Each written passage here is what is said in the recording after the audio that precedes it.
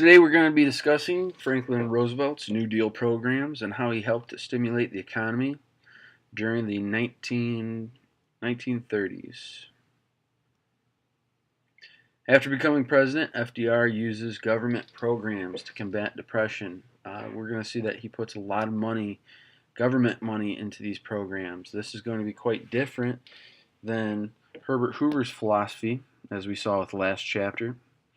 Franklin Roosevelt, he had been governor of New York, and he had helped win over the confidence of the American people. He wins the presidency, and in 1932, the Democrats help win the House and the Senate. So he has the legislative branch on his side. Typically, many Democrats support Democrats, just like Republicans support Republicans, and Franklin Roosevelt was a Democrat. So having the legislative branch in both houses is going to be quite useful for him. FDR, he's going to try to alleviate some problems. He wants to try to have relief for the needy, economic recovery, and reform. So relief, recovery, and reform, his programs are going to fall into those three categories. In his first 100 days, he's able to pass 15 major New Deal laws. So when we say the New Deal, what we're referring to is those programs that FDR is going to try to push. It's not just one program, it's a substantial amount of programs that he's going to try to create in order to help the economy. The Emergency Banking Relief Act is one of them.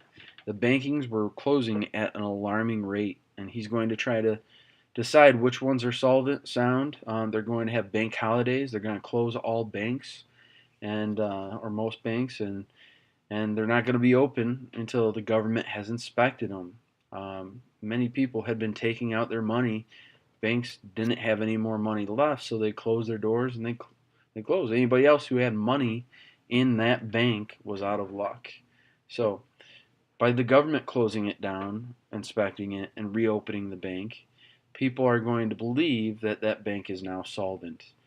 I always compare it to kind of like a ride at Great America. You're going to the American Eagle or something like that, and that's your favorite ride, and you get up to the ride and the ride's closed, and you're a little bit disappointed, but you're walking by the ride shortly after, and now all of a sudden there's a line of people there.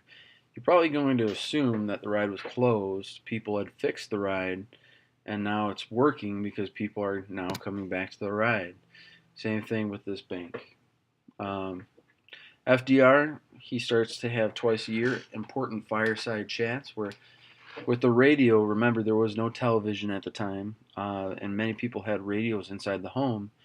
He starts to tell people about all the great things that the government's doing and why they need to have confidence in the government and what they've done so far and how do they know it's working and so forth. So these fireside chats are going to really help with America's confidence. One of the programs that FDR pushes is the Glass-Steagall Act, which passes the Federal Deposit Insurance Corporation. Basically, if you lose your money with the bank, the government is going to write you a check. So as we saw during the 1920s, what banks would do is they'd loan out the money to investors, and investors would put that money in the stock market. Well, whose money were the banks loaning out was yours. When you put your money into the savings account, you're essentially giving a loan to the bank. The bank then gives a loan to people to build houses, and in this case, put money on the stock market. Well, when the stock market crashed, people didn't have that money to give back, which meant that the banks didn't receive that money to pay back the people with the money that was in their savings account. So many people started to run to the banks and try to get their money before the banks closed. Well, if you have insurance, you don't have to worry about that because you know if the bank closes, once again, the government is going to give you your money back. So this definitely prevented bank runs and bank closings. A few other things: the Federal Securities Act, which required that companies must give all information, accurate information on stocks. The Securities and Exchange Commissions, which helps regulate the stock market. And then with the 21st Amendment, it repealed the 18th Amendment, which was prohibition which prohibited the sale and manufacture of alcohol by the end of the 1933. The Agricultural Adjustment Act raised food prices and lowered supply. They're going to work with farmers to kind of maintain a healthy supply of crops because remember, overproduction in the 1920s had been the reason why crop prices dropped so much. In the Tennessee Valley Authority, it helped create jobs and renovate building dams. The Civilian Conservation Corps, Public Works Administration, Civilian Works Administration, these were all projects that help put men to work. They were creating public projects, whether it be a bridge or a school or something like that, and they'd pay men who were unemployed for their job. Well, the government's paying for the construction of this facility, and they're paying men to create this facility. Men then have money in their pockets. Hopefully, they're going to then go spend it maybe on entertainment or food or clothing or some type of necessity, something like that.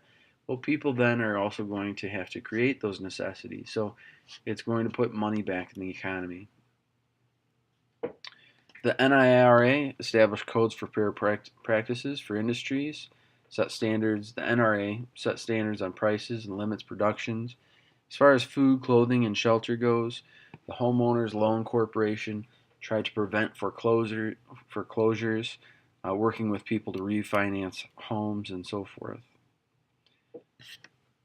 FDR's tactic was centered around the idea of deficit spending.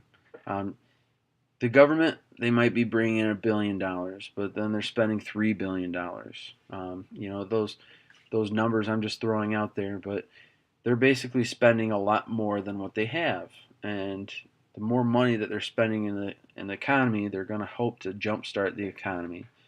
I always compare it to kind of like a car that's kind of ran out of energy. The battery is dead, right? Well, you can always jump that battery by pumping more energy to it, and hopefully getting it going. So same thing here. The car in that case is the economy, and we need to get it going. And how do we need to do that? Is by giving more money to these programs.